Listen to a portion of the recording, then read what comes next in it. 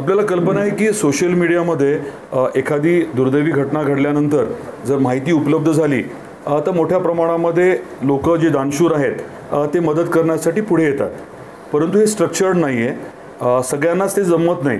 त्यामुळे शासकीय यंत्रणेच्या माध्यमातून या दुर्दैवी परिस्थितीमध्ये जे जास्त अडचणीत आलेत अशा शेतकऱ्यांची माहिती आपण उपलब्ध करून देणार आहोत, जेणेकरून एखादी NGO असेल, एखादं फाउंडेशन असेल, काही CSRमधनं मदत करायला तयार असतील तर त्यांना नेमकं कोणाला मदत करायची ते ठरवता येईल.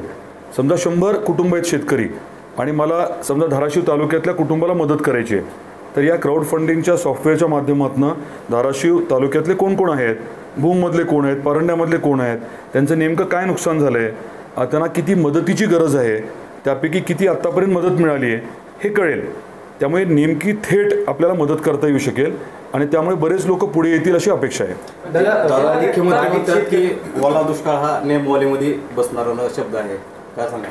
नाही, मुख्यमंत्री महोदयांनी स्पष्ट केलं की ओला दुष्काळ हा शब्दप्रयोग जरी शासन दरबारी नसला तरी टंचाई सदृश परिस्थिती हा शब्द आहे किंवा दुष्काळ सदृश परिस्थिती शब्द आहे.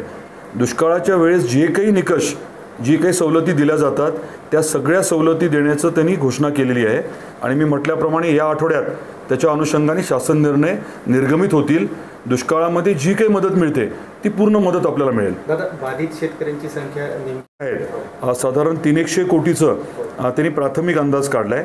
परंतु आता आपण खूप डिटेलमध्ये प्रत्येक गावातनं माहिती घ्यायचं ठरवलं आहे. टिस टाटा इन्स्टिट्यूट म्हणजे आपलं तुळजापूरचं जे कॅम्पस आहे तर टिसच्या लोकांना आपण आवर्जून विनंती केली आहे आणि गावोगावी जाऊन नेमकं पायाभूत सुविधांच्या बाबतीमध्ये जे काही नुकसान झालं आहे, मग ते फक्त रस्ते आणि नाल्या किंवा पूल हा नाही विषय, तर महावितरणचा विषय आहे, बंधारे आहेत, ह्या सगळ्याची माहिती आपण घेतो आहे आणि एकत्रित प्रस्ताव जो आहे तो सरकारकडे जाईल.